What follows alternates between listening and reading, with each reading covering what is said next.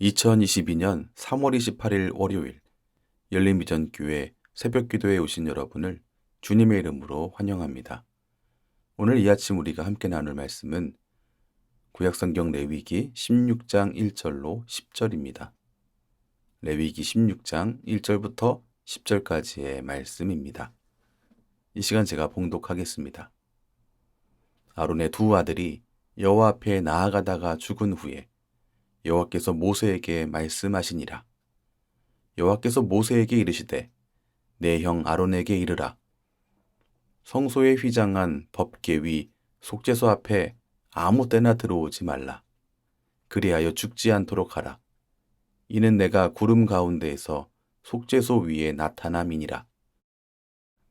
아론이 성소에 들어오려면 숫송아지를 속죄 제물로 삼고 순양을 번제물로 삼고 거룩한 세마포 속옷을 입으며 세마포 속바지를 몸에 입고 세마포 띠를 띠며 세마포 관을 쓸지니 이것들은 거룩한 옷이라.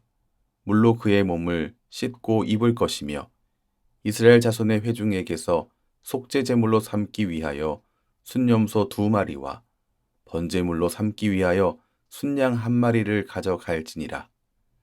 아론은 자기를 위한 속죄제에 숫송아지를 드리되 자기와 집안을 위하여 속죄하고 또 그 두 염소를 가지고 회막문 여호와 앞에 두고 두 염소를 위하여 제비 뽑되 한 제비는 여호와를 위하고 한 제비는 아사셀을 위하여 할지며 아론은 여호와를 위하여 제비 뽑은 염소를 속죄제로 드리고 아사셀을 위하여 제비 뽑은 염소는 산채로 여호와 앞에 두었다가 그것으로 속죄하고 아사셀을 위하여 광야로 보낼지니라.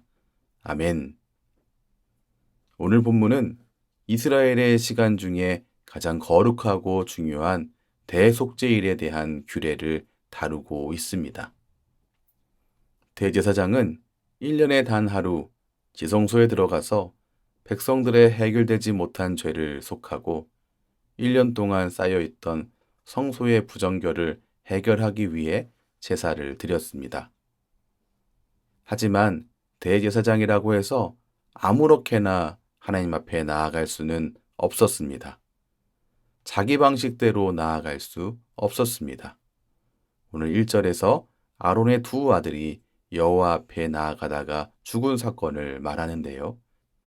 이 사건은 레위기 10장 1절과 2절에 기록된 사건으로서 아론의 두 아들인 나답과 아비후가 하나님이 명령하지 않은 다른 불을 하나님 앞에 분향했다가 생명을 잃은 사건입니다. 하나님이 정하신 방법이 아닌 다른 방식, 자기 생각에 옳은 방식으로 나아가는 것은 하나님을 업신 여기는 일입니다. 그리고 그것의 결과가 바로 생명을 잃는 일이었습니다. 하나님 앞에 나아간다는 것은 이렇게 생명이 달려있는 일이었습니다. 하나님께 옳은 방식으로 나아가면 속죄를 얻게 되지만 자기 나름대로의 방식으로 하나님께 나아갈 경우에는 대제사장이라 할지라도 생명을 잃고 말았습니다. 이렇게 하나님께 나아간다는 것은 결코 가벼운 일이 아닙니다. 그런데 혹시 우리는 하나님께 나아간다라고 하는 이것의 무게를 잊어버리고 살아가고 있지 않습니까? 하나님께 나아간다라고 하는 것을 별것 아닌 것처럼 생각하고 가볍게 미루고 있지는 않습니까? 우리의 마음 상태를 점검하는 계기로 오늘 이 말씀을 삼으시기 바랍니다.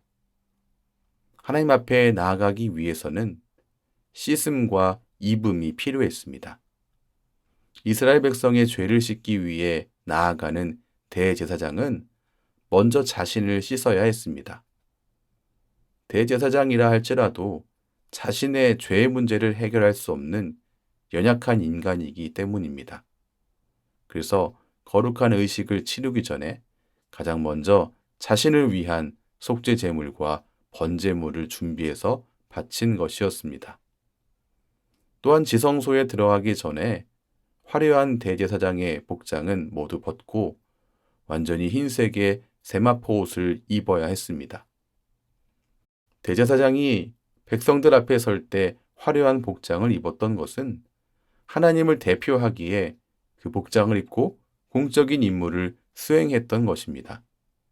하지만 그도 하나님 앞에 설 때는 대제사장의 화려한 복색은 아무런 의미가 없었습니다. 여러분, 우리는 대제사장이 하나님이 명하신 방법으로 씻고 그리고 입은 후에 하나님 앞에 나아간 이 사실을 함께 보았습니다. 하나님 앞에 나아가는 우리는 대제사장이 준비한 것처럼 가장 깨끗하고 순결한 모습으로 하나님 앞에 서야 합니다. 히브리서 10장 19절로 22절은 성도된 우리가 하나님 앞에 나아가야 한다라고 말씀하고 있습니다. 히브리서 10장 22절입니다. 우리가 마음의 뿌림을 받아 악한 양심으로부터 벗어나고 몸은 맑은 물로 씻음을 받았으니 참 마음과 온전한 믿음으로 하나님께 나아가자. 오늘 말씀은 대제사장이 하나님 앞에 나아갈 때 이 뿌림과 더불어서 씻음으로 인하여서 깨끗하게 된 것을 말씀하고 있는데요. 히브리서 10장 22절은 우리 역시 그렇게 뿌림을 받았으며 씻음을 받았으니 하나님께 나아가자라고 말씀하고 있습니다. 성도된 우리가 하나님께 나아가야 한다는 것입니다. 우린 여기서 생각해 봐야 합니다. 우리가 어떻게 하나님 앞에 나아갈 수 있게 되었는가? 바로 예수님이 이 일을 이루셨습니다. 영원한 대제사장이신 예수님은 자신을 단번에 드림으로써 영원한 속죄를 이루셨습니다. 히브리서 9장 12절 염소와 송아지의 피로 하지 아니하고 오직 자기의 피로 영원한 속죄를 이루사 단번에 성소에 들어가셨느니라. 예수님은 매년 반복해야 했던 이 속죄 의식을 단번에 그리고 영원히 해결하셨습니다. 이제 우리는 예수님의 피로 말미암아서 하나님이 계신 성소에 들어갈 수 있게 되었습니다. 히브리서 10장 19절 그러므로 형제들아 우리가 예수의 피를 힘입어 성소에 들어갈 담력을 얻었나니. 예수님의 피를 힘입어 우리는 용기를 내어 하나님 앞에 나아갈 수 있는 존재가 되었습니다. 바로 예수님이 새 길을 여신 겁니다. 히브리서 10장 20절 그 길은 우리를 위하여 휘장 가운데로 열어놓으신 새로운 살 길이요 휘장은 곧 그의 육체니라. 예수님께서 자신을 드림으로 말미암아 우리가 하나님 앞에 나아갈 수 있는 그 길을 마련해 놓으신 것입니다. 말씀을 정리하겠습니다. 우리가 잘 알고 있는 베드로전서 2장 9절은 우리를 택하신 족속이며 왕 같은 제사장이라고 말하고 있습니다. 이 말씀은 성도된 우리가 특별한 존재라는 말입니다. 그런데 우리는 이 특별함의 무게를 인식하지 못하고 살 때가 너무나 많은 것 같습니다. 오늘 대제사장은 하나님 앞에 나아가기 위해 준비하는 이 모습을 통해서 특별한 존재가 된 성도의 무게가 얼마나 대단한 것인지를 말해주고 있습니다. 대제사장은 생명을 걸고 하나님께 나아갈 준비를 했습니다. 대제사장은 생명을 걸고 하나님께 나아갔었습니다. 지금 우리는 하나님께 나아갈 어떤 준비를 하고 있습니까? 어떤 자세로 하나님께 나아가고 있습니까?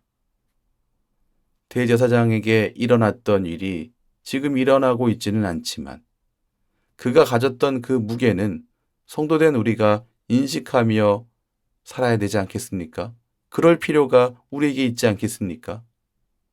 여러분, 주일 공적인 예배 이후에 이미 우리는 삶의 예배로 파송받았습니다. 삶의 예배를 통해 하나님 앞에 매일매일 나아가고 있습니다. 이 걸음 속에 우리는 한 걸음 한 걸음 그리고 또한 1분 1분에 대제사장의 무게를 갖고 살아가야 되지 않겠습니까? 우리의 한 걸음 한 걸음 1분 1분에 대제사장의 무게를 갖고 하나님께 나아가는 하나님의 귀한 자녀 되시기를 주님의 이름으로 축원합니다. 기도하겠습니다. 하나님, 오늘도 진리의 말씀으로 우리를 가르치시니 감사합니다. 삶의 예배로 나아가는 오늘 십자가를 붙들며 나아가기를 원합니다. 주님이 우리를 위해 행하신 놀라운 일을 기억하게 도와 주시옵소서.